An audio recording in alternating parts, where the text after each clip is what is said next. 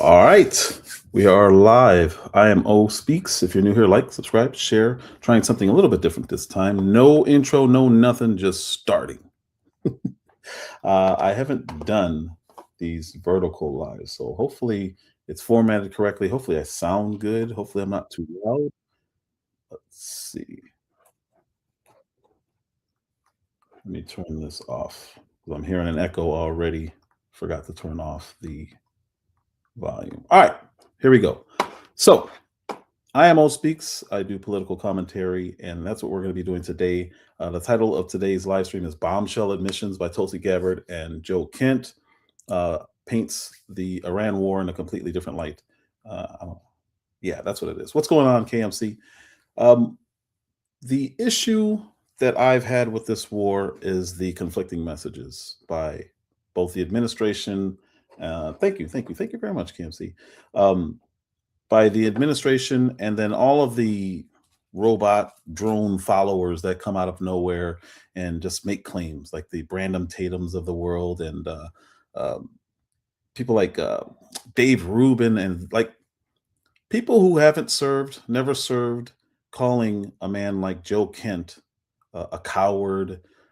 So this is what we're going to talk about today. Joe Kent went on to Tucker Carlson's um, live stream, or not live stream. He went on to his show and he interviewed him. And Joe Kent he worked directly under Tulsi Gabbard. She was the director, or she is the director of national intelligence, and he was her employee, who is or he was the national counterterrorism director.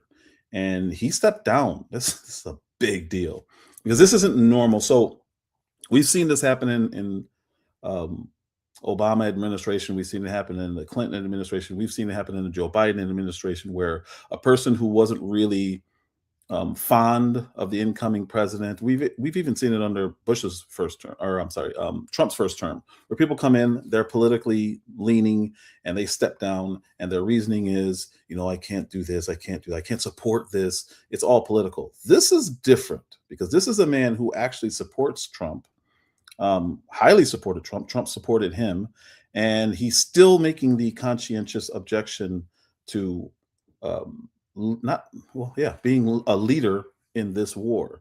And it's a fascinating thing to see. I've never seen anything like this because it's different. Marjorie Taylor Greene did something similar. She stepped down. I think she's a House rep. Yeah, she's a House rep. She stepped down in Congress, and she's a supporter, and everybody turned on them. And it's very interesting to watch because, again, typically this is the kind of thing you see when somebody is they know they're probably going to get fired, so they try to pretend to take the high route, and that's not what we're looking at here. So here we go. Yeah, MTG was, I mean, hardcore supporter of Trump, and so is this guy. This guy is like really, really, really a Trump supporter, and when we see them taking a stance, hopefully this shows Donald Trump that, hey, maybe there's a little bit more to this. Maybe I need to consider something else. And then my next live is going to be on Charlie Kirk because this all ties in. And this is something I haven't seen anybody talk about yet. So we're going to start today or tonight or this evening, whatever you want to call it, with this. Let me pull this up. This is, where are we? Come on. What are we doing? What are we doing? All right, we're going to pull this up. Tucker Carlson. Why is it not working? All right, let me do it this way. There we go. All right, so we're going to watch. I put together a nice little presentation here, and hopefully we'll see how it looks on the vertical because I don't know. We'll see. I don't. Come on. What are we doing? What are we doing? What are we doing? Already having issues.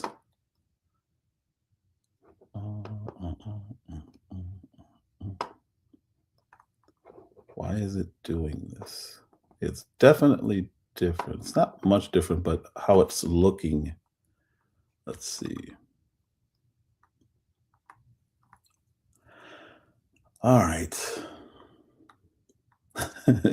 What's going on? Yes, ma'am. Yes, Just Jay, this is live. back is already starting to hurt. I'm trying to pull this up. Take your time. Yeah. Why? Okay, I see why. And it had nothing to do with this being vertical. Here we go. There, and Intel information. Here we go. I cannot in good conscience support the ongoing war in Iran. Iran posed no imminent threat to our nation. Iran posed no imminent threat to our nation. How did you reach that conclusion? I think this is key. I mean, this would be more challenging to explain had the Secretary of State, the President, and the Speaker of the House not come out and said that we conducted this attack at this time because the Israelis were about to do so. So that takes away the argument that there was an imminent threat, as in Iran was planning to attack us immediately. That just simply did not exist. May I ask you to pause? Sure. And so I've heard people say that, and this just happened, but history has a way of getting rewritten in real time. And then you look back 10 or 15, 20, 25 years later, and no one seems to understand the things that you saw because they've been eliminated. Yeah. So I think it's important to stop and say, here's what we actually know. So I'd like now, if we could, just to play one of the statements that you alluded to, and that's from Marco Rubio, the Secretary of State. And this was shortly after this war commenced. And he was explaining, as this has happened, in a thoughtful, precise way, why. Listen to this. This is really important. Marco Rubio. And so the president made the very wise decision. We knew that there was going to be an Israeli action. We knew that that would precipitate an attack against American forces. And we knew that if we didn't preemptively go after them before they launched those attacks, we would suffer higher casualties and perhaps even higher those killed. And then we would all be here answering questions about why we knew that and didn't act. And I talked about this before. I played that twice now in two different lines because it's so important to hear. Our reasoning is not that we're under threat. Our reasoning was we need to preemptively do it because I keep saying that, because Israel is going to attack them and then they're going to respond on us. So instead of stopping Israel, our idea is, okay, well, then we need to bomb them first. And I don't understand how anyone can come to that conclusion. Why the automatic thing to think about is not stopping the war from happening, but responding before the war happens on behalf of somebody else. After we said we don't want wars, the president ran on this. And it's wild because he didn't just run on it. Every rally he did slides on this. No new wars. This is how many people died in this war. This is how many people died in this war. This is how many people we still have abroad. We need to bring our boys back home. You have to remember him saying this. You have to remember him saying this. And what does he do when he gets elected this time? We're sending him out. 3,500 to 5,000 are now deployed. They're being sent to the, I don't think it's the Caspian Sea. They're being sent over there. We'll just say that. We're asking for help to protect the Strait of Hormuz, and nobody wants this. The American people don't want it. Our allies don't want it. Iran's biggest enemies don't want this. But because Israel wants it, here we are. We're put in a position to protect people. And I don't know where this is coming from. Okay, so that is his almost contemporaneous explanation, and it's not offhand. He reasons it out. He explains there's a logic chain there, and he says, we knew not that Iran was going to attack. He did not say that. Right. He said we knew that Israel was going to attack Iran, and in retaliation for those attacks by Israel against Iran, Iran might attack American forces. So the imminent threat that the Secretary of State is describing is not from Iran, it's from Israel. Exactly. And I think this speaks to the broader issue. Who is in charge of our policy in the Middle East? Who's in charge of when we decide to go to war or not? In this case, with what the Secretary described, and later on the President, later on the Speaker of the House, and the way the events played out, the Israelis drove the decision to take this action, which we knew would set off a series of events. Meaning, how many Israel officials did you guys vote for? I didn't vote for any. I mean, Ted Cruz got my vote, but I didn't know he was an Israel official until after he got elected.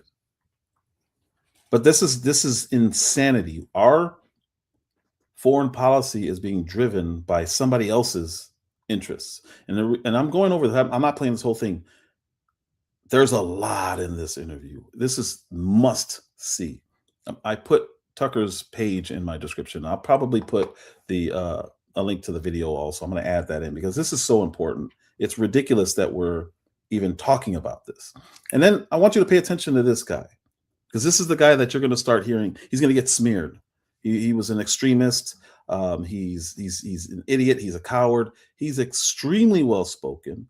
He was literally in charge of fighting, and he's in charge of fighting global terrorism for this country. Like, he has all the intel. He knows everything. Everything that there is to know, he knows. But their job is to put together information and then give it to the President of the United States. And then they do what they will with it. He's law enforcement from a sense that he helps law enforcement get information. That's his job. Well, great thing. KMC says, I've been trying to catch up on the hearing. It's so much going on at once. Literally. Yes. So I weave in this presentation, I'm going to weave in a couple of things. And she's going to say some very similar, actually, she's going to say the exact same stuff that Kent is saying. And I find that to be fascinating because she's not stepping down. And this is a choice that everyone has to make. If you're at a job and you enjoy doing your job, but you feel something's not right, you have a choice. In the manufacturing world or in all of the worlds, there's a thing called whistleblowers. Okay, we're doing something that's wrong. You know, it can hurt people. I just can't stand by and look at it, right? And they'll keep their job, but it protects them by doing that. Or you can just quit. Some people quit and no one ever knows why. Some people write a resignation letter, and that's what this young man did. He wrote a resignation letter and gave his reason. It's like, hey, I can't do this. I want to do this job, but I cannot do it in the way that it's being asked of me. And no one's had any complaints about this. And all of a sudden, everybody's calling him a coward. And nothing is worse than watching people who haven't served or just weak ideologues calling a man who, this guy did 11 combat tours. 11. This guy's a Green Beret. Like, to call him a coward is just, it's gross. It's disgusting. And it's insulting to me. And I didn't even serve. I didn't even serve. What's going on, old school? So to hear somebody call this guy a coward, who 11 combat tours in the region, Green Beret, he did special operations. He headed up counterterrorism in this country, which is global. There's a global war on terror. So to hear somebody dismiss him and call him crazy and call him dumb and call him a coward, whew, I get mad. Very few things make me mad. That's something that makes me mad because it's insane and it's wrong. And you get to watch propaganda in real time because no one should be taken more seriously than this guy. He got confirmed in. He was the president of the United States pick. He served for over a year. And to call him a coward and all this stuff is just, it's nonsense. But I want you to listen to how smart he is, how articulate he is, and how knowledgeable he is. And I'm going to weave in some of those hearings. So you still want to go listen to him, but you may get some of the information that you're looking for, KMC, because this is important. The Iranians would retaliate. Now, I think there's a potential there where we could have done several different things. We could have simply said to the Israelis, no, you will not. And if you do, then we will take something away from you. I think that it's fine that we offer defense to Israel. But when we're providing the means for their defense, we get to dictate the terms of when they go on the offensive. Otherwise, they stand to lose that relationship. And the Israelis felt emboldened that no matter what they did, no matter what situation they put us in, that they could go ahead and take this action, and we would just have to react. And so that speaks to that relationship. But also, it just shows that there was a lobby pushing for us to go to war. I know we'll get into that later on in the statement, but we had a real potential, I think, knowing what we know of the Iranians and how they react, and in particular, how they react to President Trump's leadership. The Iranians, under President Trump's leadership, especially in his second term, they have shown that they take a very calculated approach to the escalation ladder. For instance, in the lead up to the 12-day war before Midnight Hammer, the Iranians didn't attack us. They were engaged in negotiations with us when President. So Midnight Hammer, well, I'll just play it because I think they're going to go over it. Never mind. Sorry. Trump came back into office. They stopped their proxies who were attacking us under the Biden administration because they knew Biden was weak. They stopped their proxies from attacking us as well. So they knew President Trump was someone who wanted to negotiate, but more importantly, they knew that President Trump was not someone to mess with because he killed Qasem Soleimani. He killed Abu Mahdi Mohandas. He had defeated ISIS. They knew that President Trump was a man of action. He is militarily strong. And so they said, before we take an action, we need to make sure that it's calculated. So I think in this scenario, even if the Israelis told us we're going to strike strike on this date at this time, and we didn't, try to negotiate with the Israelis and say, hey, we'll take something away from them, I think we still could have back-channeled to the Iranians and said, hey, if something happens here in the next couple of days, it's not us. We're still serious about negotiations, and we don't want to escalate this, because it's well known what the Iranians' plans were. We knew that they were going to hit potentially our bases in the region, potentially our allies. We knew about the Straits of Hormuz. All of these things, I think, were fairly well known. And the Houthis' ability to close the Red Sea, which they've not yet done, but which would be catastrophic to the world. Well, I have no compunction about really fighting anybody who threatens our country, and the Iranians have posed a threat in the past, and the Iranians have a way of threatening America. They have the capability, and we always talk in the intelligence circles about capability and intent. So listen to him. He didn't say, "Oh, I'm a peacenik. I don't want to fight." He said, "I have no problem fighting. It's the way we're doing this, how the decision process is happening." He's not saying I'm closed-minded to this, but you're going to hear people call him a coward, and that's just, it's wrong. Before I keep going on this, I want to show you guys his actual resignation real quick, because it's very well thought out. Oh, let me move this. It's very well thought out. You can't read it. I'll read it just like the top 2 lines, because this is how it's supposed to happen. And if anyone should be respected for how they handle something, this is the way to do it. You don't just quit and start throwing people under the bus and doing leaks and all that kind of stuff. It says, President Trump, after much reflection, I've decided to resign from my position as director of the National Counterterrorism Center effective today. I cannot in good conscience support the ongoing war with Iran. Iran posed no imminent threat to our nation, and it is clear that we started this war due to pressure from Israel and its powerful American lobby. That is insane. That is insane. But you're going to hear something. You're going to hear something after this. I'm going to read one more.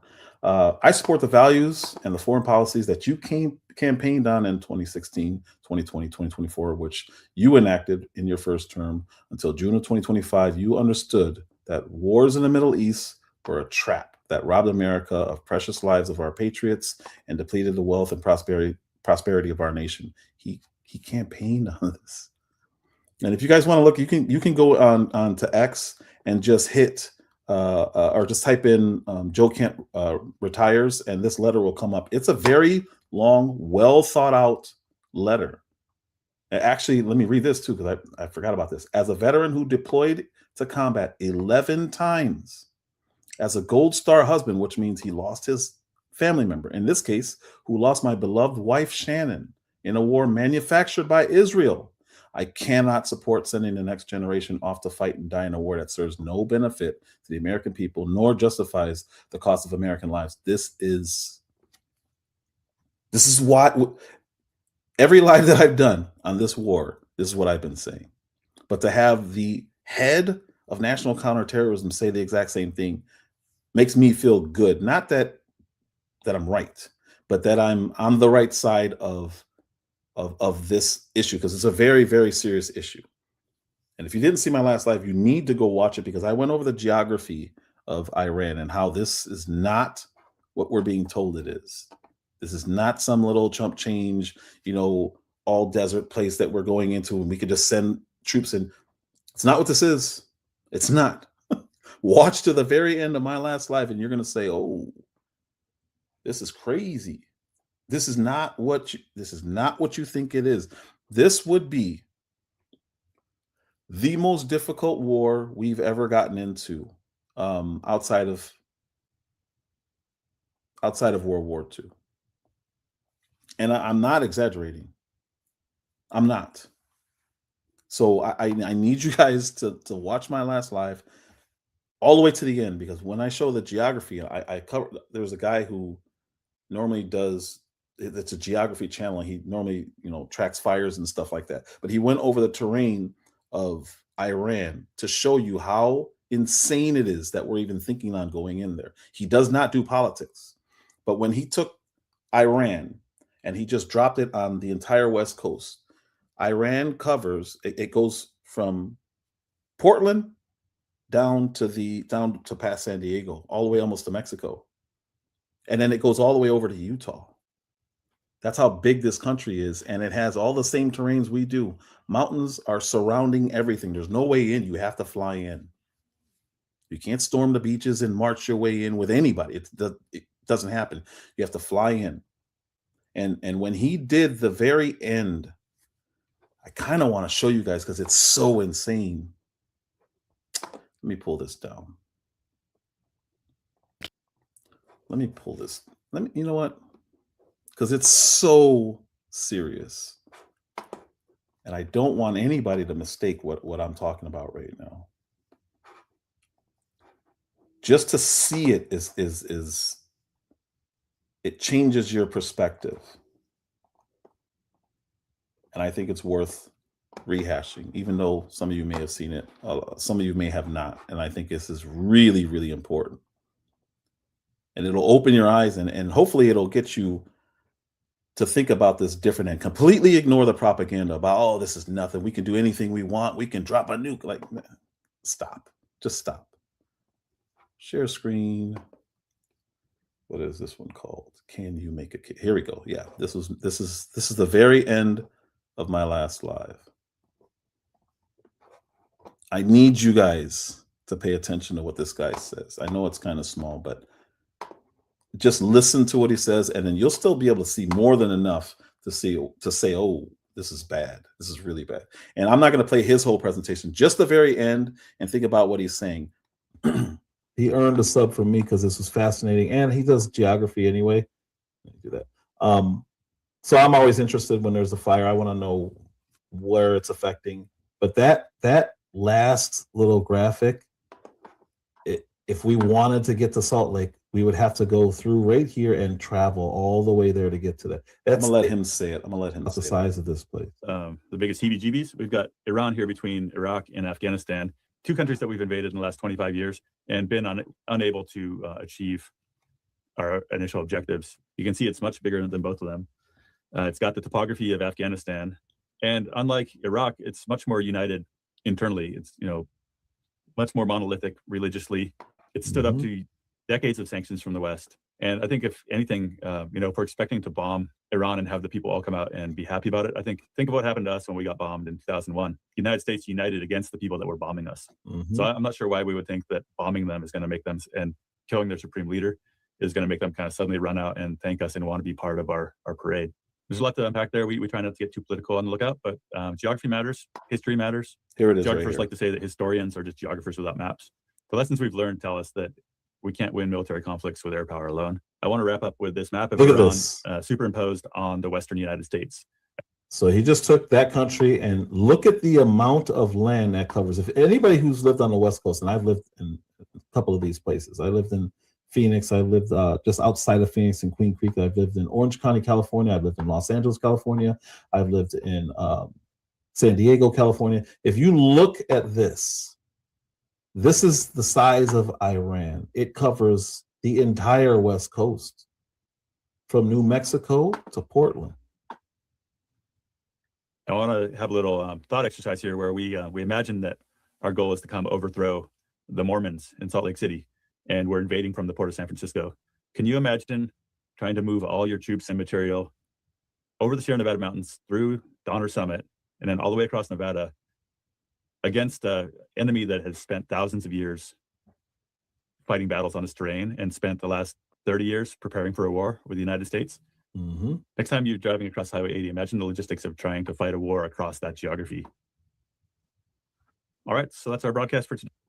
And this guy, just the size of that country and what we would have to go through. Anyone who's driven, even like I used to do a drive from Phoenix to California and California back to Phoenix every other week.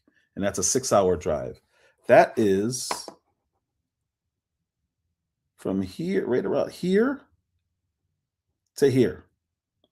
We would have to take our troops and travel all the way up to here. This is around where Tehran is. And I played this yesterday. That city is the size of New York City. And the city next to it is the size of Los Angeles.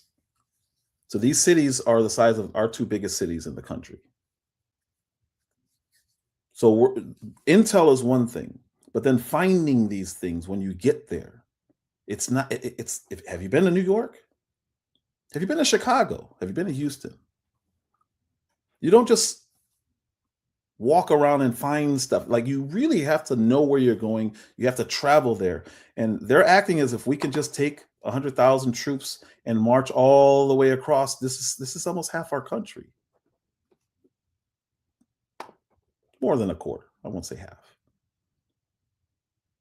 But you can almost get to Colorado. That's how big this country is. And anyone who pretends like this is not a big deal, they don't know what they're talking about, or they're being very deceptive.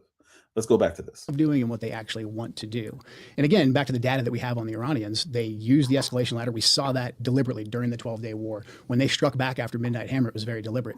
They fired an equal amount of missiles as we dropped bombs on the nuclear facilities, and they basically hit a part of a base in Qatar that they knew we didn't have any troops on. Yes. They didn't want to escalate any further than we were willing to go.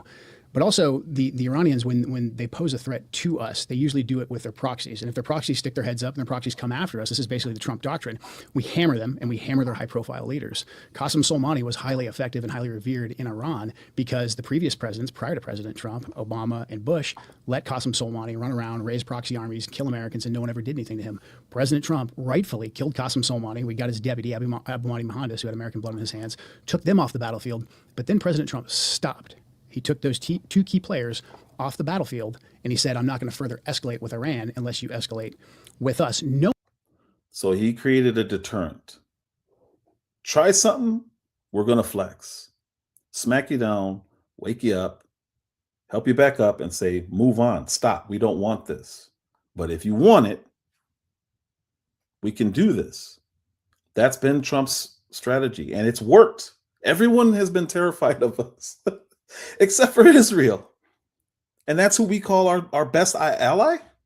The ones who spy on us, the ones who start wars when we tell them not to and force us into wars because their actions.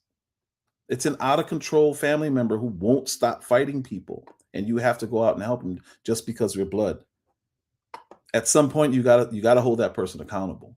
That if we struck Iran and we truly struck the regime, that would only strengthen the regime. So then President Trump did something that's incredibly smart. He used that decisive military action, but then he coupled it with an economic package of sanctions, maximum pressure sanctions. And we can debate whether or not we should be using sanctions as the prime reserve currency holder or whatever, but he pressured the Iranians economically. After punching them in the mouth and showing that, hey, I won't take this. I'm not Obama. I'm not Bush. If you cross a line, I will come after you.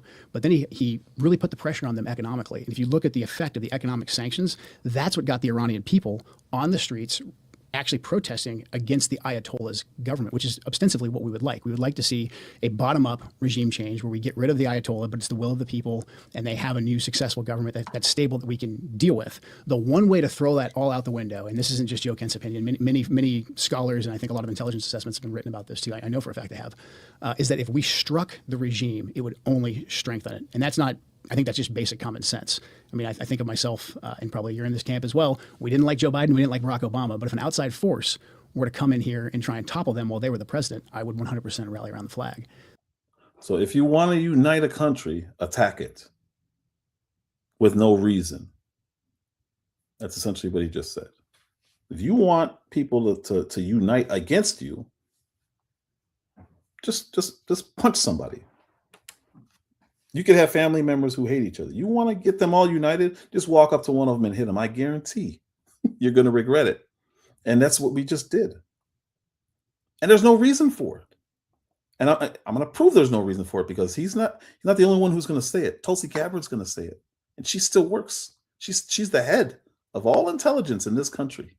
That's just common sense. So if we wanted to strengthen, you actually did. Right. You joined the military under Bill Clinton, Under whom Clinton. I assume you didn't vote for. Right. Right. You joined in 1998. You've gone the whole cycle of the war on terror, I notice, and served out as an NCO. I think your entire NCO and warrant officer. and warrant officer 20 years.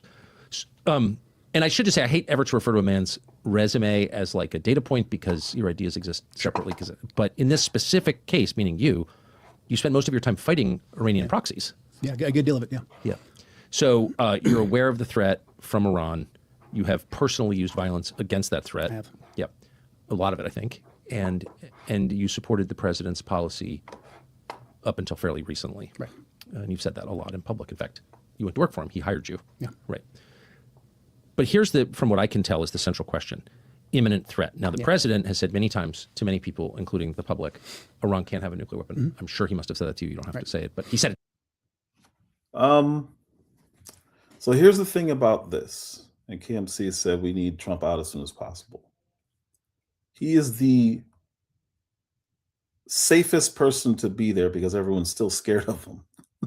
We just need him to wake up and get off of whatever this kick is that he has right now. But they're going to talk about that too. Towards the end of this, they're going to talk about that too. It's really, really, it's something I haven't thought about because I've been mad at him. And I'm trying to understand, and it's hard to understand. I don't understand why anyone would follow this other country and just do what they're saying. But they're gonna talk about possibilities as to why this is happening. Everybody, is that fair? Yeah, that's fair. Yeah. They can't have a nuke. Whenever asked, we say, let's just start here. They can't have a nuke. Okay, got it. Everyone agreed with that conceptually. Was Iran on the verge of getting a nuclear weapon? No, they weren't, 3 weeks ago when this started, and they weren't in June either. I mean, the Iranians have had a religious ruling, a fatwa, against actually developing a nuclear weapon since 2004. That's been in place since 2004. That's available in the public sphere. But then also we had no intelligence to indicate that fatwa was being disobeyed or it was on the cusp of being lifted. The Iranian strategy, it's actually pretty pragmatic. The Iranians are obviously aware of what's taking place in their region. And their strategy was to not completely abandon their nuclear program because they saw what happened to Muammar Gaddafi in Libya when he said, hey, I've got no more nukes. I'll do what you say. I'll give up my nukes. And we gave him the Nobel Peace Prize?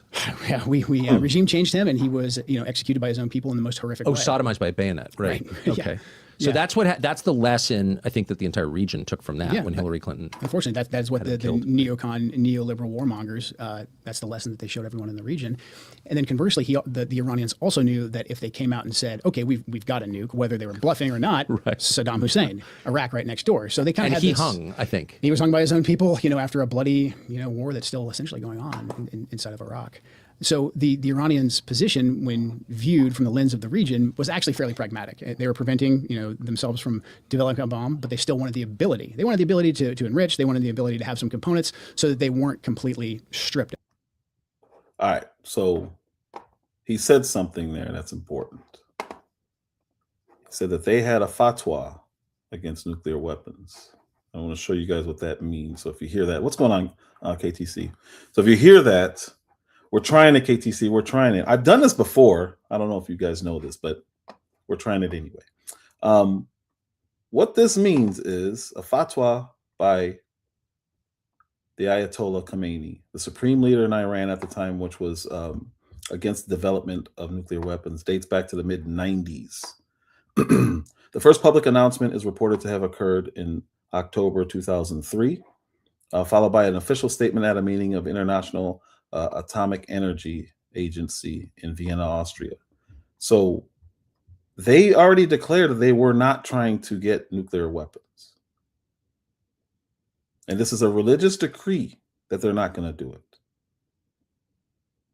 So we keep saying they can't get them. Fine, that's fine. But they haven't violated this. They haven't violated this. So every time, and you're going to hear him explain why, what bothers him about our justifications in a second. And when we always assess that they were either several months or a year, 2 years away from actually being able to develop a nuclear weapon. And that's not because the Iranians are stupid people. I think we can tell right now that the Iranians are anything but stupid. They had the ability, I think, that the brain power to actually develop one, or they could have. In my last live, I showed that they have a 98% literacy rate, which is almost 3 times ours. They are very smart people. These aren't just savages out sitting in a desert. Most of their country isn't even desert. Did you know that? I didn't.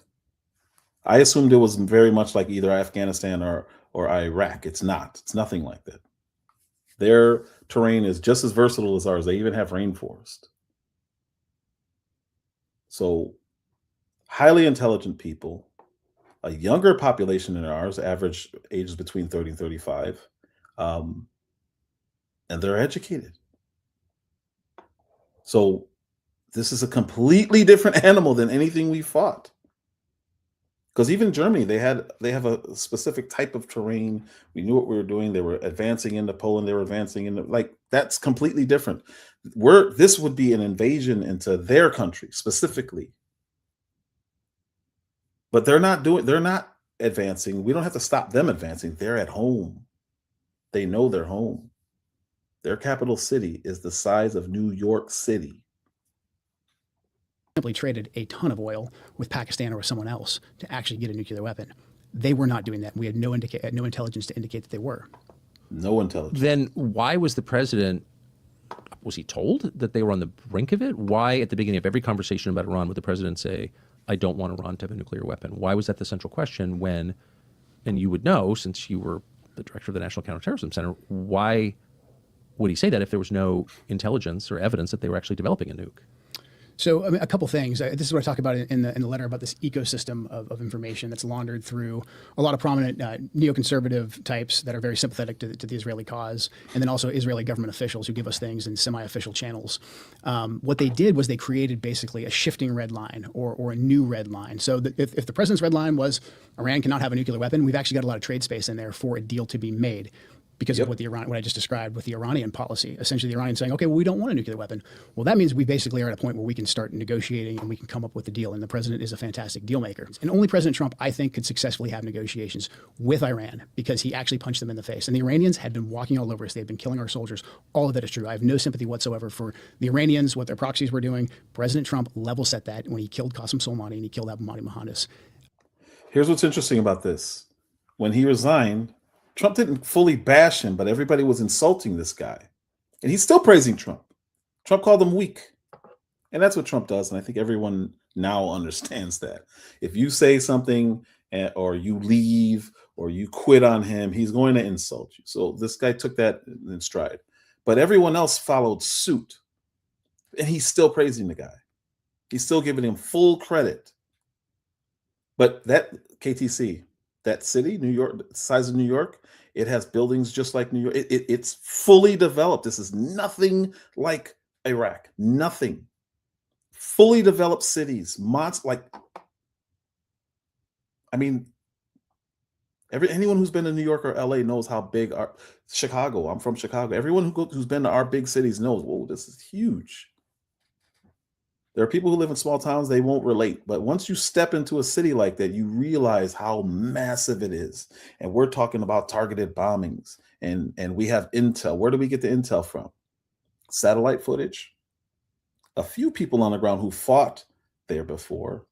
And Israel. And they're the ones who are starting this. This is what we're looking at. The folks who wanted to push an actual regime change war in Iran knew this, and they knew there was a potential to get a deal, or there was a potential for President Trump just to continue the policy of maximum pressure sanctions. And if you come after us, we will hit you hard. And that got the protesters out on the street in Iran. And that's actually what the regime feared the most. So the assessment of the intelligence community is that Iran's nuclear enrichment program was obliterated by last summer's airstrikes. Yes. In the opening statement you submitted to the committee last night also stated, quote, there has been no effort since then to try to rebuild their enrichment capability, end quote, correct? That's right. And that's the assessment of the intelligence community. Yes. The White House stated on March 1st of this year that this war was launched and was, quote, a military campaign to eliminate the imminent nuclear threat posed by the Iranian regime, end quote. That's a statement from the White House. Quote, the imminent nuclear threat posed by the Iranian regime.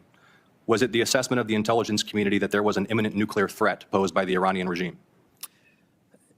The intelligence community assessed that Iran maintained the intention to rebuild and to continue to grow their nuclear enrichment capability. Was it the assessment of the intelligence community that there was a, quote, imminent nuclear threat posed by the Iranian regime, yes or no? Senator, the only person who can determine what is and is not an imminent threat is the president. False. This is the worldwide threats hearing where you present to Congress national intelligence, timely, objective, and independent of political considerations. You've stated today that the intelligence community's assessment is that Iran's nuclear enrichment program was obliterated and that, quote, there had been no efforts since then to try to rebuild their enrichment capability.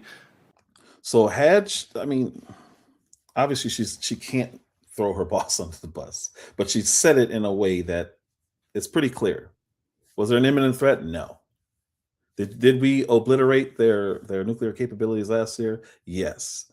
All they have to do is admit that we didn't. And I think a lot more people like me, reasonable.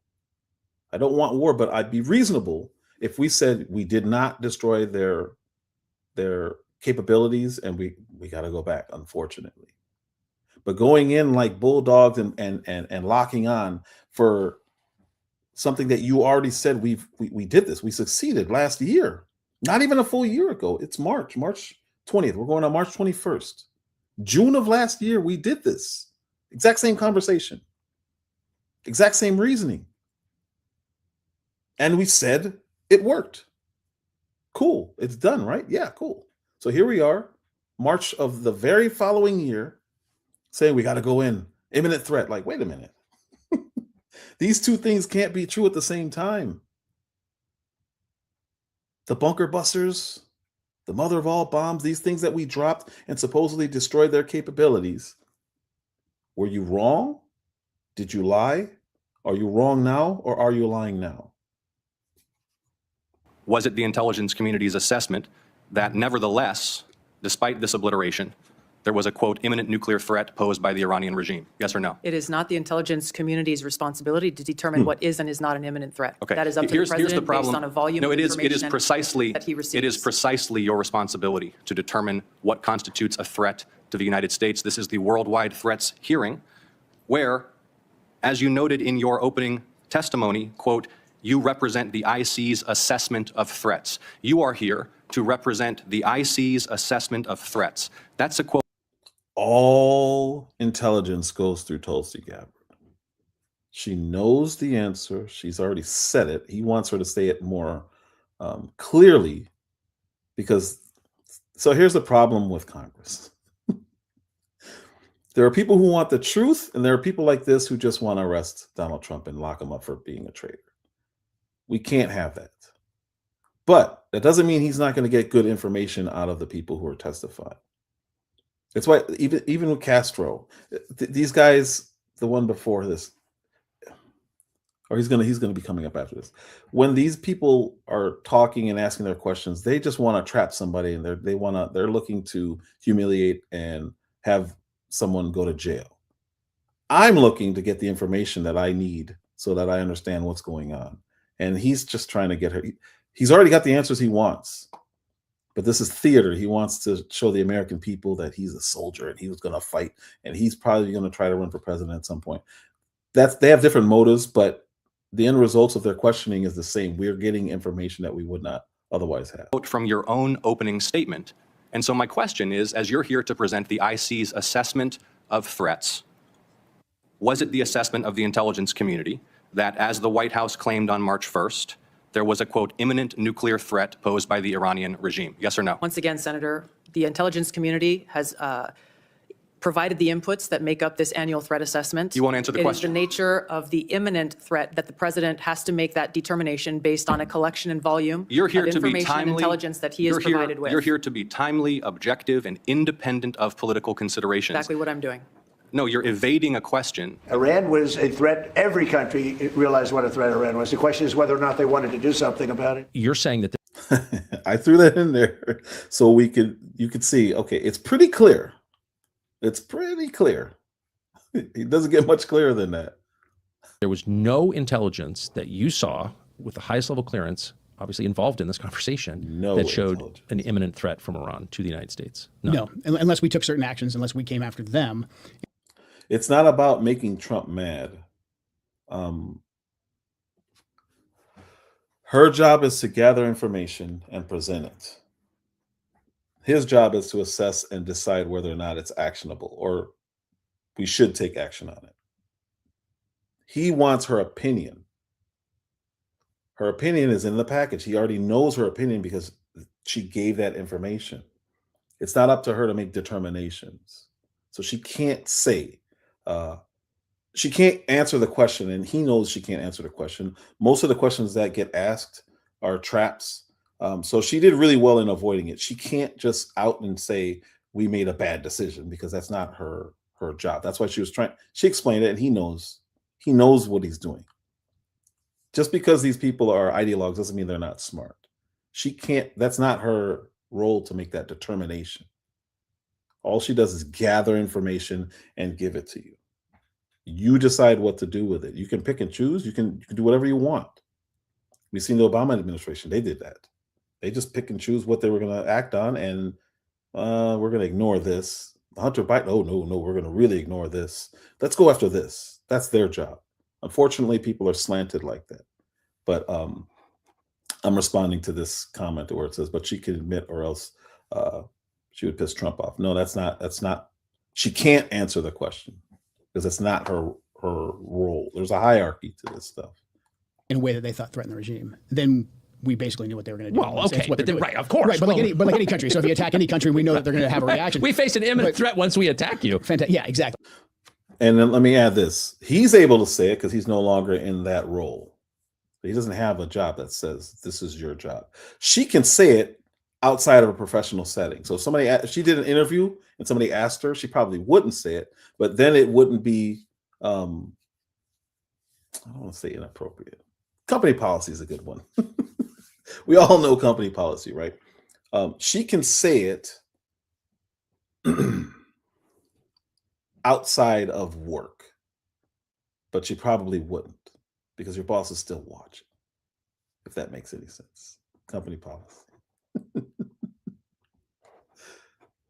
But there was no intelligence that said, hey, on whatever day it was, March 1st, the Iranians are going to launch this big sneak attack. They're going to do some kind of a 9/11 Pearl Harbor, et cetera. They're going to attack one of our bases. There was none of that intelligence. Again, back to what we know about the Iranians. They're very, very deliberate with the escalation ladder. And again, they're only deliberate under President Trump's leadership because they knew and they took President Trump very, very seriously. So, I mean, I just think it's a remarkable thing to nail down because you're not some guy on Twitter. You're also, Toby, sorry. That is a hearing. So that's like court. So anything you say there is on the record. So not necessarily on the record from a journalistic standpoint. It's literally punishable by perjury. So you don't want to give opinions and stuff like that unless they specifically ask you, what is your opinion? And even then, it's not smart to answer because you can get somebody else put in prison over saying the wrong thing. And it can be partially true.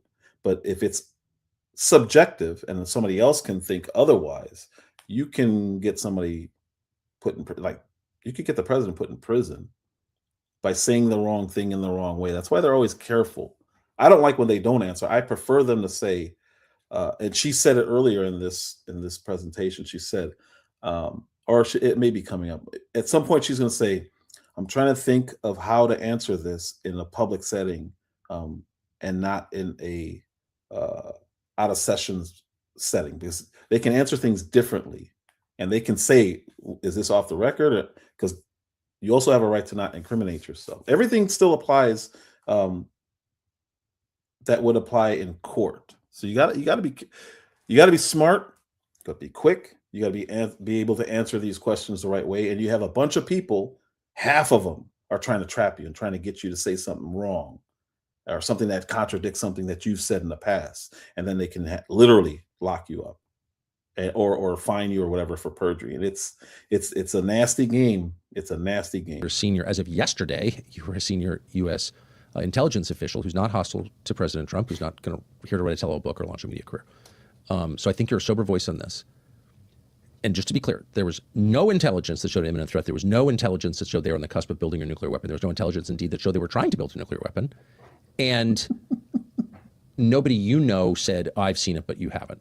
It exists, but you just haven't seen it. Did you ever hear anybody say there is intel that shows this? I did not know, but I know how this works. I know the Israeli officials, some in intelligence, some in government, will come to. Time out. I got to say something because I wasn't able to say anything earlier. GWB, I have about a dozen verticals. I just unlisted them. I've done verticals. It wasn't working the way. It wasn't working the way I needed it to work because I use StreamYard. I don't use OBS or other platforms. So it wasn't able to present. And then when they did offer the ability to present in vertical as well as regular landscape, it wasn't very functional. If you look it up, there were a lot of people complaining about it. It was not working the way it was intended. And the way I do my lives, I can't just take my cell phone and set it down and talk because I like to present stuff. I don't just want to run my mouth. My goal is to help educate people, not to just run my mouth because anybody can do that. But I also cam up. So I'm not going to just be somebody on a cell phone like this running my mouth. It's a completely different animal. This What I'm doing here is completely different. We'll just leave it at that. It's not better. It's not worse. It's different. And when I'm presenting something, if I can't get it right, I don't want to do it. And like I said, I can show anybody. I have at least 10, but I would say probably more than 12 lives that were vertical lives that it just was not working, especially because I also still like to do regular platform streaming at the same time. And StreamYard just didn't, they offered it, but it looks horrible. This is how I actually had to create my own layouts. And I've been trying this for a while now. It would look like this. It would look like this. It would look like this. So the ability to edit these things, StreamYard had to figure out. It had nothing to do with me, but the way I present, I need to be able to show something, because what a lot of people in other sectors do, their reaction channels, they're reacting to videos. That's fine.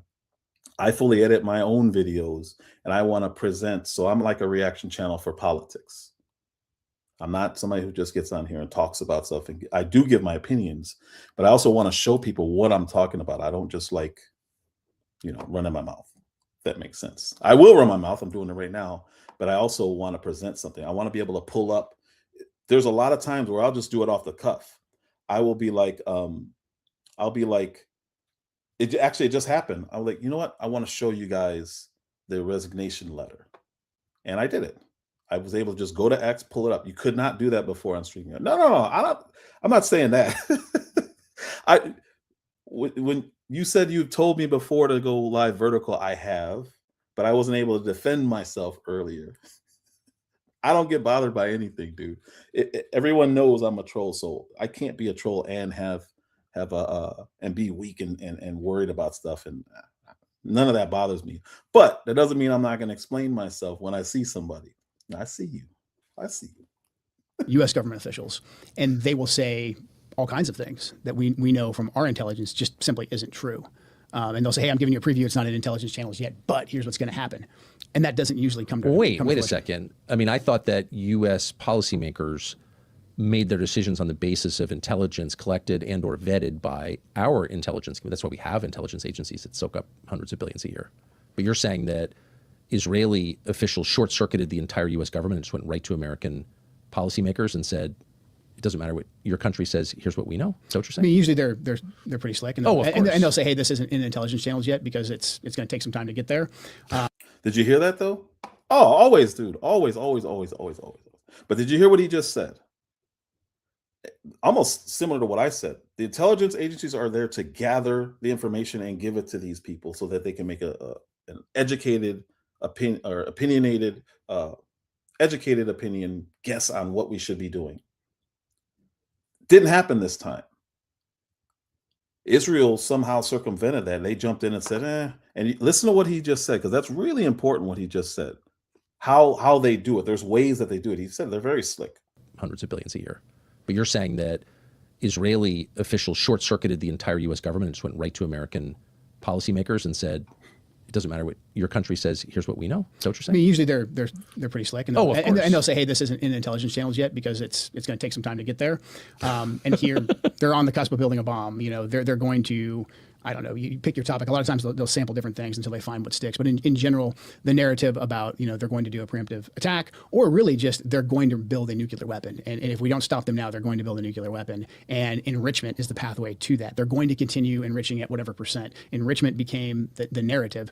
And so that hung up and that short-circuited and really sabotaged the entire negotiations, because the Iranians basically said, like, we're not going to negotiate if the whole starting point is no enrichment. And again, that had nothing to do with a nuclear weapon. And the Iranians essentially agreed to that. So the Israelis came in, they moved that red line, and they would do a lot to say, like, oh, they're enriching. And you know what that means? That means in X amount of time, they could have a nuclear bomb. You have to ask now. And then the way the ecosystem would work is that the talking heads on TV, your Mark Levin's, Sean Hannity's, et cetera, they would say basically the exact same thing that night on TV, or there would be a piece written in the Wall Street Journal, the New York Times, that would say. And that propaganda machine is wild. But you hear what he just said? So it started out, and everybody knows how it started out. They're trying to make a nuclear weapon. But since the 90s, their Ayatollah made a religious decree, we will not make a nuclear weapon, and they never did. So Israel moved the goalposts and said, well, they're enriching uranium, which means they can. So now there's a potential for them to do it. Well, have they done it? No. They even made it official in 03, I think I said, when I pulled up the fatwa thing. They declare we religiously, we can't do this. We won't do this. They've never broken that. So Israel's like, how can we still use this talking point? Okay, well, they're enriching uranium. And that's one of the key components to making the nuclear weapon. So they just shifted what's now more urgent. Do they have a nuclear weapon? No. Do you see them making nuclear weapons? No. But they have the ingredients to do it. So that means they can do it if they wanted to. So we just keep moving the goalposts to intent. And how do you know somebody's intent? There's no way to know unless they tell you their intent. You're literally guessing. Like, you run somebody over in a car and you say it was an accident. Okay, I think it was an accident. How do I know if it's intentional? Okay, so if you chase them and you hit, if you go around in a circle and come back to hit them, I've seen really funny videos on X, but they're not really funny because people get hurt. But what my point is, the only way to know intent is for somebody to actively show you their intent or just outright tell you. But that's not what we're doing. We're saying, yeah, but the potential is there for them to do it if they want to. Well, you can say that about literally anything. Literally anything. I can do this, drink some water. You can say, well, you intended to spit it in my face. Like, huh? No, what are you talking about? Okay, well, then you need to move the cup further away. What? It's insane. And you can literally anything you can do that about. Well, you intended to go live to squeeze somebody's numbers. Like, you can pick a topic I can do that with. And there's no way to prove it. But in this case, we're doing that with lives. We're endangering people's lives, whether we like the people or not. Whether they need to be endangered or they deserve to be endangered, you still need to know their intent. Otherwise, you're literally worse than the people who are actually doing stuff, because we're justifying it based on how we feel they might do something if we give them a chance. And it's not ethical. It's not moral. Something very, very similar. Yet, if you looked in classified intelligence, we didn't see any of that. They have their own agenda, and we have our own agenda at the end of the day. Now, I'd say a lot of times we have the same agenda. This is important. Very, I think, tactically, the same when it comes to fighting Hezbollah, when it comes to fighting terrorism, sure. But when it comes to what's our strategic goal in a war that's going to have ramifications for our nation, for the region, for global energy supplies, I think most folks right now at the Pentagon and the intelligence agencies, they would say us and the Israelis actually have a different objective here. I don't believe that our objective has been clearly defined because we're shying away from regime change. The Israelis are not shying away from regime change. They want to knock out lock, stock, and barrel the current government. They don't seem to have a plan for what comes next. Well, that was my next question. And I think you would have heard tell of such a plan. So if you're going to take out a government, I think it's fair to ask what replaces it. And I've asked a bunch of people, many people, this question, never gotten any answer whatsoever other than there's no plan. The Israelis don't have a plan because they don't care. Do you think that's fair? I think that's completely fair. I think as Americans, rightfully, we want a clear stated objective and end state for war. I think that's something that was born out of the GWOT, was born out of the Vietnam era. Americans want to know why we're going to war, what the end state is, and they can get on board in general if that's clearly articulated. That's not the case with Iran. The Israelis are different. I think a lot of times, again, because a lot of them speak English, they culturally feel the same, but the Israelis have a much different tolerance for how and why they're going to war and for their endurance for war. The Israelis they're in a constant state of survival. They're a small country surrounded by a bunch of people who hate them. Now, we can argue about why those people hate them. And I made a case. Actually, I didn't make the case. I showed you guys in, not my last live, but the one before. There are people like Mike Huckabee who believe that they have a right to all of these other countries' land. Well, that's going to make you hate them too. Because you have people who literally say, I have a religious right to where you live. You walk up to somebody's house, knock on the door, and tell them, this is my house, and see what happens. Watch the reaction. Now, even worse, walk up to them with a baseball bat and tap on their door with a baseball bat. And when they open it, you say that and see what happens. This house is on my land. That's mine. No, no, no, no. It's mine. And I'm going to get you out of this house. Just wait and see. And then they come back with a friend with a red, white, and blue outfit on. And they say, hey, we're here. Time to go. No, well, no. And then the guy in the back's got a bigger bat. Like, this is what we're doing. It sounds ridiculous and stupid because it is. But this is what they believe. This is their religion. This is what they've always believed this. How do you fight that? How do you argue against that? It's ingrained in them for thousands of years. How do you fight against that? My opinion, you don't. You stay away from that house. Don't go over there. Why are you going to go with this guy banging on somebody's door, telling them that they're on his land? No. I'm good. I'm good. Go ahead. Go. Good luck. I'm not even going to help. I'm not even going to give you. I'm not even going to fund this nonsense. That's what we should be saying. You have a right to protect yourself. That's it. You don't have a right to conquer. And right now we're supporting somebody who thinks they have a right to conquer. And it's not good, man. Completely fine with Iran slipping into chaos. That means that the Ayatollah and the IRGC can't really threaten them anymore. Hezbollah's money might be cut off in their head. Exactly. And so complete chaos in Iran, it's not necessarily a bad thing for the Israelis. For us, for global energy, Straits of Hormuz, our partners in the... But imagine somebody coming from another country and saying it. It's worse than in an eminent domain if you think about it that way. At least it's our government and they have a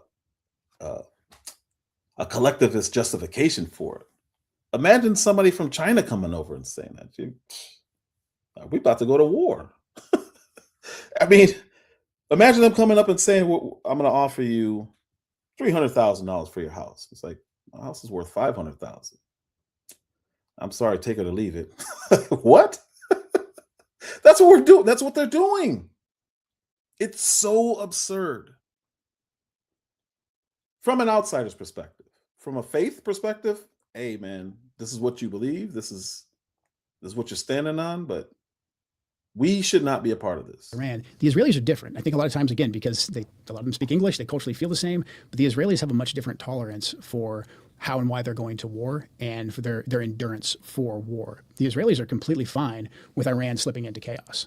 That means that the Ayatollah and the IRGC can't really threaten them anymore. Hezbollah's money might be cut off in their head. And so complete chaos in Iran, it's not necessarily a bad thing for the Israelis. For us, for global energy, Straits of Hormuz, our partners in the GCC, mass migration problems in Europe, this is a major problem. It's a catastrophe for the world. For the world, yeah. Secretary. It's a catastrophe for the world because we're all allied, and actually they're not technically an ally, but we're allying with somebody who has completely different motives than ours. That is a problem. We should be able to align and say, okay, this is what we're going to do. Not, okay, we're going to help you. And then they just go off and start blowing everything up. And you're like, whoa, what are you doing? That's not what we're supposed to be doing. We're here for this. No, we're here for this. Okay, why wasn't this figured out before we went? What's going on, Simset? This should have been figured out long before we went and just started blowing up stuff. Because our intent is to stop these nuclear weapons. We're going to a city the size of New York and another city the size of LA, and we're doing these targeted bombings. Literally whack-a-mole. Well, not literally, virtually whack-a-mole. And they're going there trying to replace everybody in power. And it's like, whoa, this is not what we're supposed to be doing.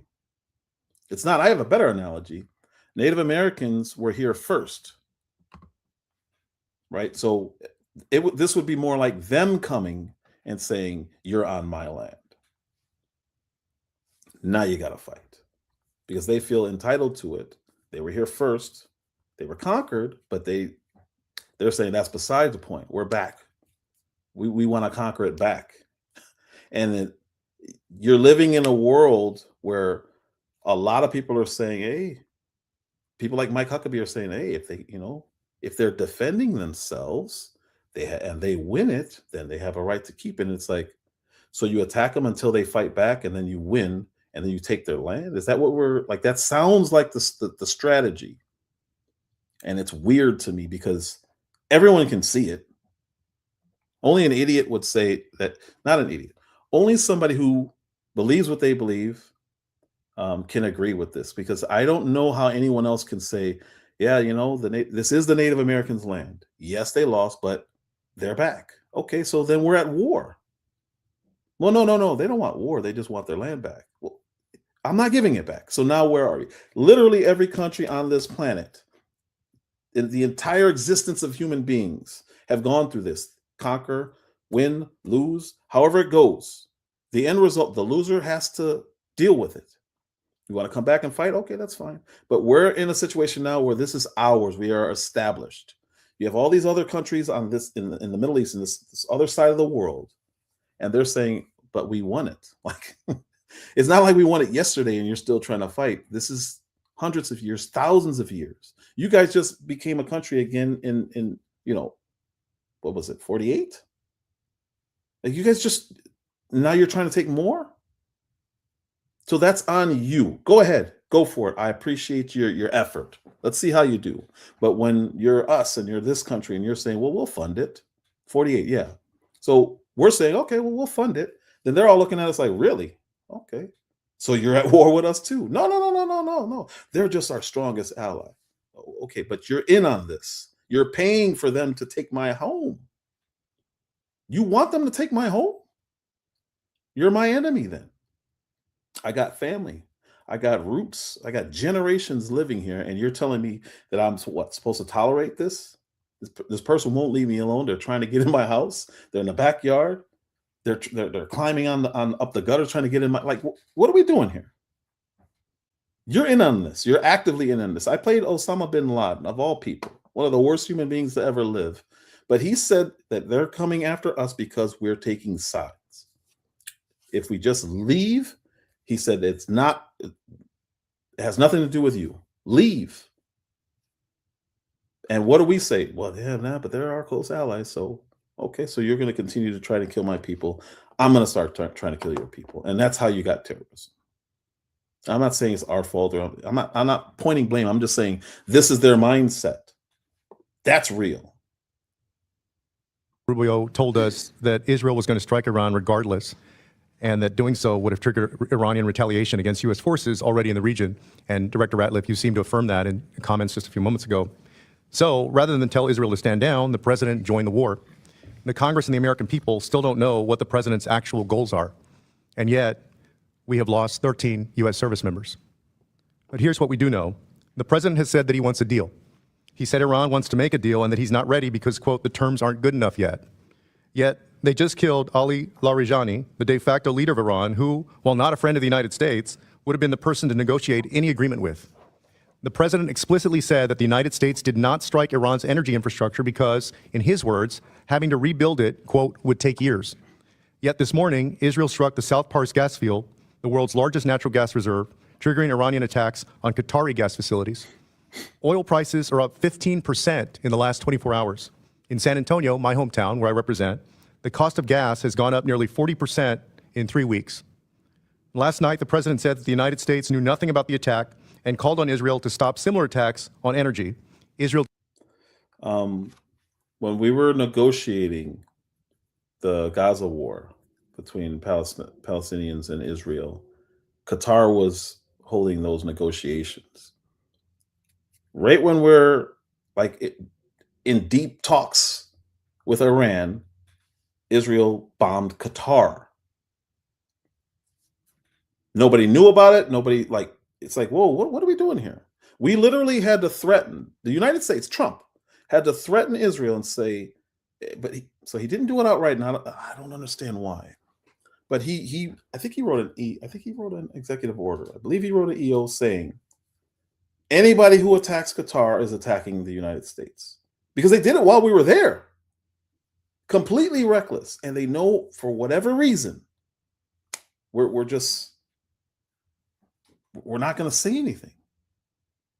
They're out of control. We're there trying to stop a war, and these people are bombing. And what do they, every time, I said this a couple of lives ago, if you watch all of my war lives, I've gone over a lot of the stuff that I'm saying. I'm repeating for a reason. It's showing a pattern of behavior that cannot be tolerated, but for whatever reason, we're tolerating it. We're talking to them about ending their war, and they start bombing the people that we're talking to, and they're not even involved in the war. That's what he just said happened. We said we don't want to damage oil infrastructure because it'll take too long to repair it. So what does Israel do? They bomb it. It's like, when are we going to backhand these people and say, that's enough? That's enough. Like, what are we doing? They don't want it to end. And that's what Joe Kent was talking about earlier. They have different motives. They don't mind. I don't want to say they don't mind death, but they don't mind tactics being used if it serves their purpose, because in their minds, and maybe in reality, I don't know, I'm not trying to take a side, but their mentality is we are always on the defense, even when we're hitting first. And our mentality is, well, if you hit first, you're going to get hit back. And they're like, yeah, well, that's what it is. And it's like, okay, so we need to stay away from this. We have to stay away from this. It goes completely against our mindsets. It goes completely against our interests. But for whatever reason, we're still not able to just say no. And he did it that one time because he realized, and he's like, that's when he cursed. When he said they don't know what the F they're doing. Everybody remembers that because it was funny. But he was serious. And even then, he wouldn't say that it's just one side. He was like, they both need to stop. It's like when a parent or a teacher is like chastising everyone when it's really one person who should be getting the talk to. It's not fair. Everyone gets mad. That's what we're doing. And I don't know. Denies this and says that the attack was cleared by the United States. So my question is, what does the intelligence community assess Israel's goals in this war to be? And are those goals aligned with the goals of the United States? I'm thinking carefully here about what can be said in this open setting versus a closed setting. Are the goals aligned? The objectives that have been laid out by the president are different from the objectives that have been laid out by the Israeli government. See how she had to word that? See how she had to word that? Because what I was saying earlier, she can't answer his question the way he wants it answered. How can she speak to the president's goal or Israel's goal? All she does is gather information and give it to them. And she's like, I can't answer that in this setting. So she's really smart because she's keeping herself out of trouble and potential jail. She's keeping other people out of potential jail. Even if she heard that this is their plan, it's not her place to say it. Her place is to gather the information to give it to him. And he's trying to trap her because that's what he does. He's a crazy leftist. And that's just, it's a game. But in my opinion, this game shouldn't be getting played during a time of war. They should be trying to figure stuff out. And instead, they're playing politics. It's all theater. But listen to his question. She can't answer this question. It's not her role. She's not in the room for that. Setting. Are the goals aligned? The objectives that have been laid out by the president are different from the objectives that have been laid out by the Israeli government. And how do they differ? We can see through the operations that the Israeli government has been focused on disabling the Iranian leadership and taking out several members, obviously beginning with the Ayatollah, the supreme leader. And they continue to focus on that effort. And how does that differ from our goals? The president has stated that his objectives are to destroy Iran's ballistic missile launching capability, their ballistic missile production capability, and their Navy, the IRGC Navy and mine laying capability. See how that little tweak, she can answer that question. Well, how are their goals different? Well, it's stated. So the president said this, they're saying this, but he was asking originally just straight up for her answer as to, are their goals different? Well, I can tell you what the president said, and I can tell you what Israeli officials said, but I can't give my opinion on this. That's what he wanted. So when he tweaked how he asked it, she can answer the question. It's you got to be really smart to do these jobs. And sometimes there are idiots who do these jobs. But I like when I see somebody who's like, okay, I need to be careful here because the people have gotten locked up. They got to be so careful. GWB, they got to be so careful. So the death and destruction continues. The economic cost to the United States, to Israel, to the Gulf states, and to the world continues to increase. So I want to ask you, to the best of your knowledge, do you know whether Israel is supportive of the president's call to make a deal with Iran? I don't know the answer to that. She can't answer that. I don't know Israel's position on that. And to what do you attribute Israel's decision to strike Iranian energy infrastructure, despite can't President answer Trump's that. call to keep those facilities off limits? I don't have an answer for that. So they ignored the president. Do you agree with that? How? I'm not privy to any of their deliberations or what went into their calculus in launching this or other attacks. So one of my daughters is an attorney and her husband's an attorney. Maybe speaking to them, I just learned to hear things differently. No, because I've always done that. I just I don't like the game that he's playing. But again, the information is important enough that I put it in here because I want her answers. But I want her real answers. I don't want him trying to trap her into giving an answer he wants. And some people fall for it. Pam Bonnie's horrible. She fell for it. She's in there arguing with them. Kash Patel, he's really skillful at not answering questions. I hate that. I know she's honest. She's already laid out her agenda before when she was running, and I like listening to her give answers because I know she's not lying and she's not spinning. She's just answering the questions that only the ones she can answer without getting in trouble. Sim said he wants somebody arrested. He wants Trump impeached and arrested. That's all he cares about. So he's trying to get her to answer questions that conflict with things that he's said.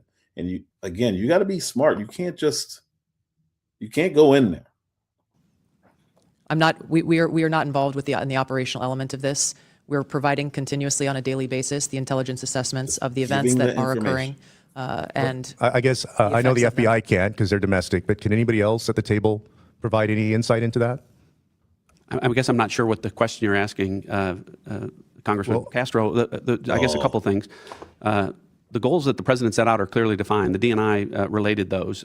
What was not included is a goal of the U.S. Well, Director, let me start with this. Let me start with this question. You asked what my question is. Let me reclaim my time, Director. Come on. That's Radcliffe. I used to think he was good, but he's the director of the CIA. These people, I don't know what happens to them once they get in office. I don't know if they get set straight. I don't know what happens, but they just turn into sleaze. Like Kash Patel just turned into a complete douchebag. Dan Bongino he quits and then has the nerve to insult Joe Kent for quitting, and it's like, huh? You quit because you didn't get to see your wife enough. He's working 10-hour days and complaining. Almost my entire career was based 10 hours. This guy's complaining about 10 hours. I gotta really work? Huh? I can't do this, guys. It's too much work. I'm gonna go back to podcasting. Like Dan Bongino. Ugh. Do you know why Israel decided to strike that infrastructure, despite the fact that the president said it should be off limits? I wouldn't speak for Israel. What do you guys know? We're at war. What do you guys know? IRGC's leadership, these are Qasem Soleimani's troops. These are the guys that Soleimani trained. These guys, most of them cut their teeth in the Iraq-Iran war. A lot of them cut their teeth fighting us in Iraq. They cut their teeth fighting ISIS in Iraq and Syria. They created Hezbollah. They trained and armed Hezbollah. So these guys are actually pretty serious and pretty hardline, and they're willing to fight and they want to fight. And so by killing the Ayatollah, we've given them more power because now internally they can go and they can say, hey, all you guys who thought that we could negotiate with the Americans, you're chumps. We have to fight them. So I think the longer this goes on, the more negotiators, the more moderates that are killed off, like we just killed, Ali Laranjani, who was a negotiator, who was eager to get us a deal. Again, look, I've got no love for the IRGC. I've got no love for the Iranians, but you've got to realize, just to be clear, if you want it to end, in case you're tuning in now, you fought their proxies. I fought their proxies. I mean, I put countless of them in flex cuffs or much worse. I've gone after the Iranians. I was in specialized outfits that went after the Iranians and their proxies. These are very serious people. They're not supermen by any means. They're humans, but they're serious. And if you give the IRGC a reason to take more control, and they get support from the people, because again, you kill off the Ayatollah, they can say, hey, the last guy was too moderate. Look at what it got us. Like, give us. This is how almost every time the person coming in is more extreme than the original ones. That's just what it is. And this is what's unique about him, Sim said. This is what's unique about him. He's not a leftist. He's not a liberal. He's not. When he left in protest, it had nothing to do with, I don't like Trump. I'm a never Trumper. This dude was a straight up supporter Trump supported him in his runs. He appointed this guy. He still respects the guy. And he's still saying this is not right. Completely different from every other, or not every other, but from most resignations you see, it's ideologically driven. This one, in what he's saying, I can only go by what he's saying, and it seems to be true. It's a moral decision. It's not ideologically a decision ideologically made in any way that I can see, because he's on the exact same wavelength as MAGA, as Donald Trump. They supported each other. They went to each other's rallies. Like, the same thing happened with Marjorie Taylor Greene. Whatever you think of her, she was a staunch Trump supporter, and she made a decision. I don't like this war. And this was the Palestinian war. This, before we even did this, she's like, I can't do this. I'm stepping down. That's a moral decision. Nobody can call them leftists or Democrats or whatever. You can't do that with them. That's not true. Everyone knows it's not true. It's more control. Thomas Massey's another one. Thomas Massey's another one. The most conservative voting record in all of Congress, the House or in Senate. And they're calling him a traitor and a leftist and a Democrat. And it's like, huh? That doesn't work. You can't. It can't work. It cannot work. Trump's backing some loser out in Kentucky trying to get him out of there. Can't work. It can't work. Everyone knows him already. He was straight up MAGA. Charlie Kirk called him his favorite congressman. And you're going to hear what Charlie Kirk said to this guy. And I'm doing this live. The reason why I'm doing it late, a couple of reasons, but the most important one is I want to do another one. This is a lead-in. I had to preface for that one because this is really important. You guys are going to hear his opinion on Charlie Kirk, and it's insane. Not that he's insane. It's crazy that he's saying it out loud, because Candace Owens has been getting crap this whole time for her opinion. He holds the same opinion, and he is in charge of counterterrorism intelligence. That's what he does. Get it? And the Iranian people are going to be like, well, actually, yeah, I don't like getting bombed by the Americans and the Israelis. Maybe we do need to listen to the IRGC. So it seems like you've got two different goals. You've described Israel's goal as just regime change, permanent chaos, take Iran off the map as a coherent nation state, just tie them up with internal chaos, whatever the effects of that are on the rest of the world, all of them disastrous. Then on the American side, you have the president's stated goal, which is we can't let Iran have a nuclear weapon, which they didn't have and weren't trying to build in any imminent way. Right. Okay. So if you join those two together in a common mission in a war, like that's our partner in this war, then you create all kinds of very bad incentives. Mm-hmm. And now Larijani, I think, was killed by the Israelis. You saw the Israelis blow up Qatari natural gas facilities today in the Qatari natural gas field, which feeds the rest of the world, LNG. Those seem like very obvious steps, not to minimize the threat from Iran, but to lock down the United States in perma-war. We can't get out after we do that. You kill the negotiator. You attack our closest ally in the region, is probably Qatar. You attack Qatar, apparently? Like, no one thought this might happen? It's crazy. And there's no reins on the Israelis, unfortunately. I mean, we continue to refer to them like as our partners, are equal to the best partners we've ever had. But at the end of the day, the Israelis couldn't do any of this without us. And so we they're have to be acting against our interests in a very obvious and very serious way. And again, it's obvious if we've stated that our goal is just to take away their ability to ever even enrich and to take away their ballistics and to take away their Navy, all these kind of tactical objectives. If we say that that's our objective, and that's when we can come to a place where we can just exit, it's in the Israelis' interest to get us more and more entrenched in this. Exactly. And that's Keep exactly us what they're there. doing right now. You know, when the Israelis killed Larijani, I think I may have misspoken and said we didn't kill him. The Israelis struck him. But I do believe in Iran at this point of the war, they view it as, whether we like it or not, I think they view it as us and the Israelis kind of as the same thing. We've described it that way. Because the Israelis couldn't do any of this without us. And that's where the relationship is just way off kilter. If they have different objectives than us, then what are we doing letting them drive the war? It is your job and the job of your agency and department to assess the views of Iranian leadership, their policy beliefs and policy positions, correct? Yes. That includes now deceased Ali Khamenei of Iran, correct? Yes. And the now leader, his son Mujtaba Khamenei, correct? Yes. The son is considered more of a hardliner than his father. Isn't that correct? Yes.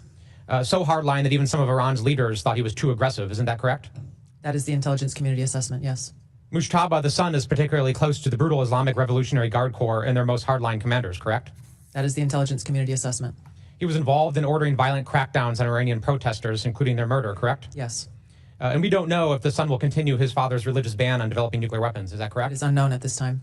You testified before this committee last year that the elder, now deceased Khomeini, had in 2003 banned the nuclear weapons program or suspended it, correct? There was a fatwa in place that stated that. And that fatwa remained in place last year when you testified before this committee, correct? Yes. And that fatwa remained in place recently, correct? As far as I know, it has not been lifted. Yeah, you're aware of no information that would lift that fatwa. I'm not aware of any intelligence reporting that states that. To be clear on the Mojtaba, the son who has been named to replace him, it is unclear of his status or his involvement. He was injured very severely through one of the Israeli strikes. And so the decision-making is unclear about what's happening in the Iranian leadership. So it's unclear. So we're less certain of the positions of Iranian leadership and their intentions than we were 60 days ago, correct? That's an accurate assessment. Okay. One of your jobs is to create products assessing Iran and the threats it poses to the United States, correct? Yes. And that includes potential outcomes for military action, correct? It includes potential outcomes of a variety of scenarios. Like in the likelihood of those outcomes. Yes. Generally, when you make assessments about threats facing the United States, you will look at, in Iran, in any instance, the likely scenarios that have come out of military action, correct? The intelligence community takes all of those factors into account when they create these assessments. When you look at the threats posed by foreign countries, you also assess timelines to those threats, correct? What do you mean by timelines? Like a breakout time, for example, for nuclear weapons or the development of ballistic missiles. Yes, based on the information available at any given time. In the timeline also for potential terrorist attacks, correct? Broadly, yes. Assesses all matters available. For the IC to assess the timeline of all threats. Nuclear weapons development, ballistic, right? Yes. Ballistic weapons development. Based on the information available, yes. Terrorist attacks. Same applies. Cyber attacks. Timelines for all of those, correct? When there is information available that point to that, yes. In likelihood, as well as the timeline, correct? Based on the information available. Timing is important, is it not? It is an important factor that goes into the assessment. So it is your position sitting here today that you made no timeline determination as to threats that Iran had facing the United States, correct? That's a very broad statement, but where the information is available, the intelligence community factors that into their assessment products. Did you or the IC make any assessments as to the timing of potential threats facing the United States from Iran in the last 90 days? I'm sure there was timelines factored into the intelligence assessments that were delivered. Did any of them show imminence? The imminent nature of a threat is determined by the president based on a totality of the intelligence and information provided to him. Did any of them show that there were attacks anticipated within the next 90 days from Iran? It's too simplistic of a statement to say that because it depends on various scenarios occurring or not occurring. Did those assessments show timelines for the threats that Iran posed to the United States? The totality of threats, yes, there were timelines involved where it applied and where that information was available. But again, to your question about the determination of imminence, the president makes that determination based on the totality of information and intelligence. The bottom line is there was no imminent threat, and you know that, and there's no product that shows that. I yield back. You were told, I was told, the whole country was told that after the 12-day war, there was no Iranian nuclear threat. We got rid of it. I'm not imagining that. It just happened last summer. Yeah. Do you recall those statements? Yeah, I mean, Operation... Real quick, this is what makes her more important because she's not. So she's not like this guy, who I actually like him because he's more aligned with me. She's a centrist. She does not want this war, but she's clearly being neutral. Like she's giving the information that we need. The problem is it's conflicting information with the official narrative. So I think that's needed. I think administration should have differing opinions so everyone's not all, just go. Let's do whatever we want in the world. Like if you have hawks like John Bolton, she's definitely not a war hawk. Oh my goodness. Are you serious? Tulsi Gabbard's a war hawk? Oh man. You must really hate John Bolton and Lindsey Graham. I mean, I don't care for either of them either, but she's the exact opposite. She doesn't believe in war. No. Not Tulsi Gabbard. Definitely not. That hammer Yes. destroyed their nuclear capability. So how was it that we wound up 6 months later getting another lecture about their nuclear capability and its imminent threat to the United States and nuclear tip ballistic missiles aimed at Miami and the whole thing? And nobody, first of all, there was no organized protest against this. Like in a normal country, I think people would rise up and be like, whoa, whoa, whoa, whoa, whoa. Mm-hmm. You just told us 6 months ago the exact opposite. What did internally in the intel world people say, what the hell is going on? I just think that the planning for this was so compartmentalized that there was no debate, as in it was a foregone conclusion. Maybe the exact timing they weren't exactly aware of, or that had to be debated. When do we do it? But it seemed to be a foregone conclusion, and I'm sure others will say no, that's not the case at all. But there was no robust debate like there was going into the 12-day war, because the big question that a lot of us had that were skeptical of Operation Midnight Hammer was, okay, so we do this. We know the Israelis' whole goal is regime change. What makes us think they'll stop? And if they do stop for a period of time, why won't we just be back in the same place in 6 months where they're saying that we have to go back in? And that's essentially exactly what happened. Was it ever discussed the option that you mentioned at the beginning? Like, how about no? Not that I know of. Okay, so then you have to ask, I'm just following the logic train here. What kind of pressure does it require to get a president who campaigned against exactly this thing for 10 years to do exactly this thing? What does it take to do that? I wish. This is the scariest part of everything right here. I knew definitively. I think there's two potentials or two schools of thought. I mean, one is the media echo chamber, the donors, the way the Israelis come in and kind of launder the information like I described previously. And then the other option is much darker. I mean, we still don't know what happened in Butler. We don't know what happened with Charlie Kirk. And by no means am I saying like, the Israelis did this or any of that, but I'm saying there's a lot of unanswered questions there. And there is enough data to at least say that there's a good chance that President Trump feels like he is under threat.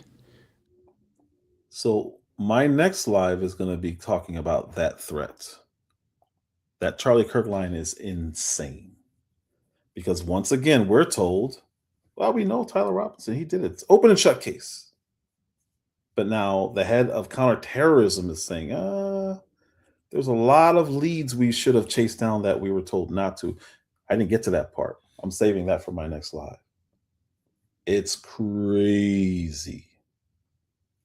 Well, they've been accusing Tucker of treason for a long time now. You got to be more specific. GWB asked, was this interview before or after they accused Tucker of treason? They've been accusing him of treason. This is after the cell phone, if that's what you need.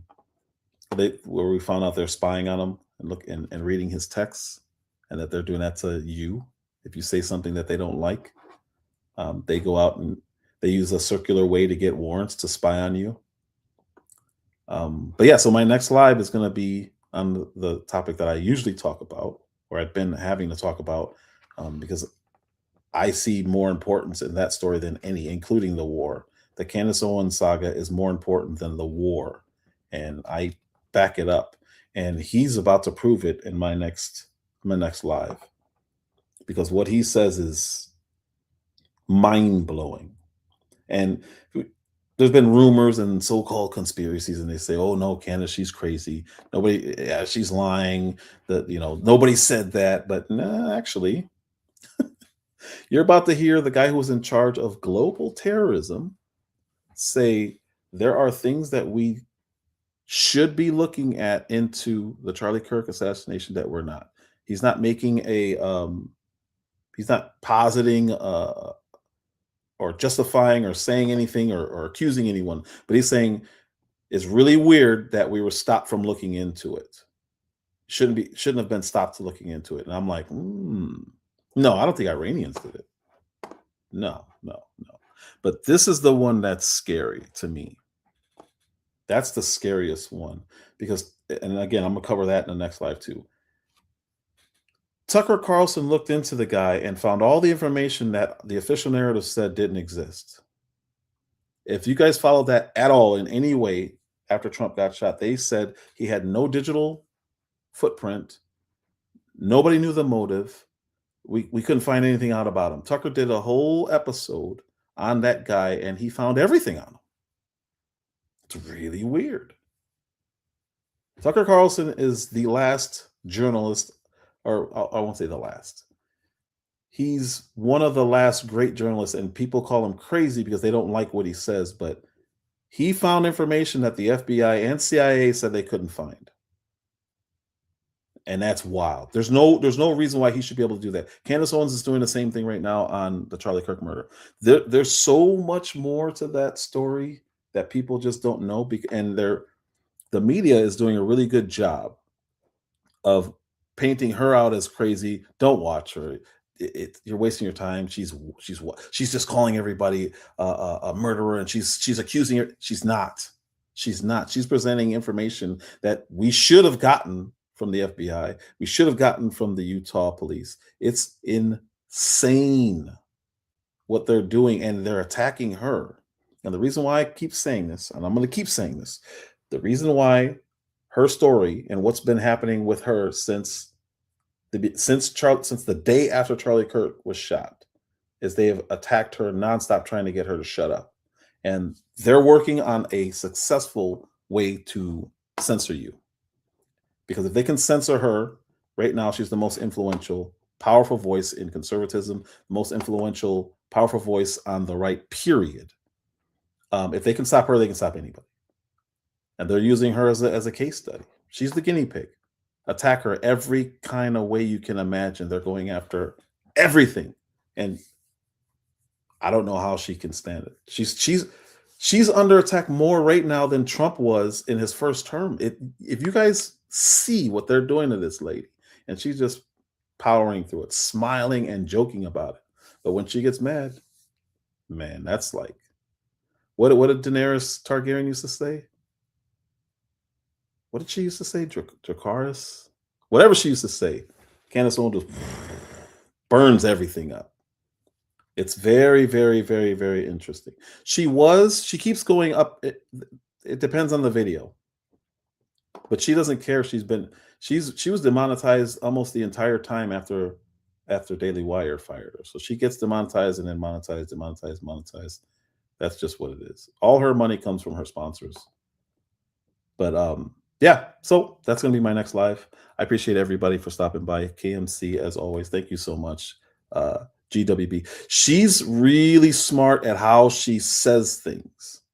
Very smart on how she says things. She says it in a way that you can't call her slanderous. They're trying. Well, she doesn't care about Brigitte Macron. That's going to be, I can't wait for that one. She keeps calling the president of France's wife a man, and it's hilarious. She did a shirt on it. It's like ET with a wig on. It's really funny. It's really funny. So Toby, thank you, man. Thanks for stopping by. GWB, I hear you. I heard you. I am always, always, always appreciative. The problem that I have, you actually said it.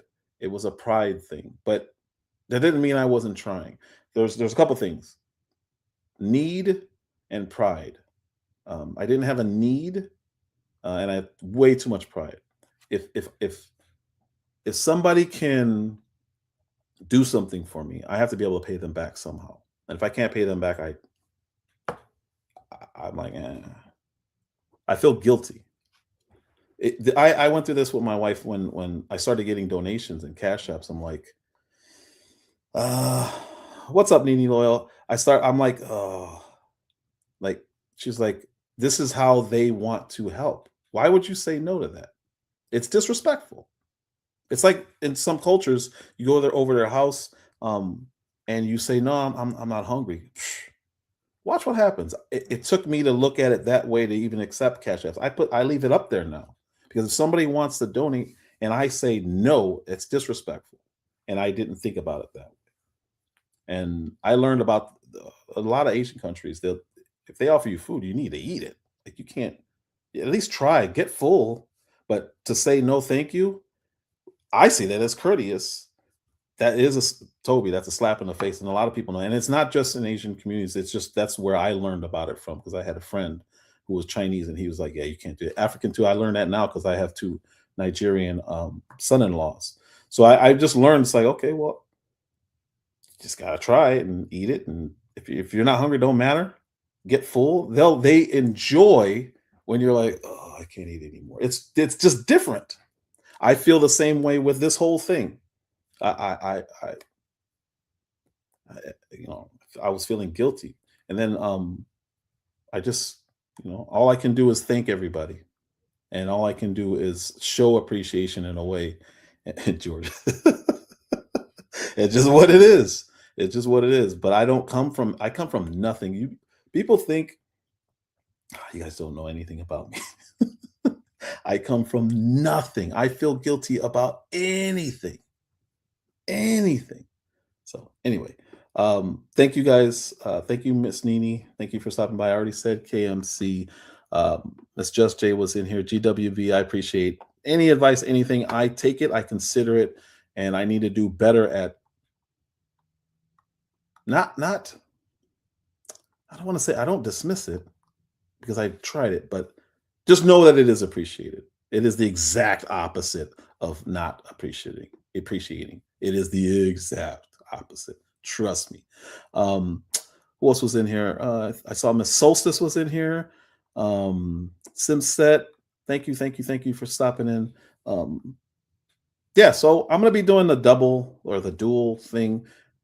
I did learn a lot while I was doing these, but again, they didn't have the formatting where you can just adjust stuff. It would look really funky, and I would do a whole live where it looks like this with a video under it, or like this with a video over it. It did not look good at all, and I'm like, I can't do this. I present. KTC, thank you so much. Who else is in here? Toby, as always.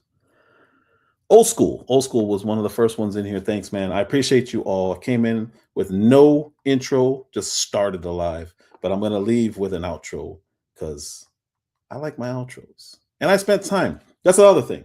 GWB. Do you know I have a dozen intros and a dozen outros that I made? I edited them. I took all the regular intros and outros that I made and I created vertical versions of them. I went in there and adjusted them and adjusted if you do the upcoming videos or the suggested videos, I adjusted where they were. I put a lot of work into this. I really did. I promise you I did. Thank you guys so much. I appreciate you. Legitimately, I appreciate you.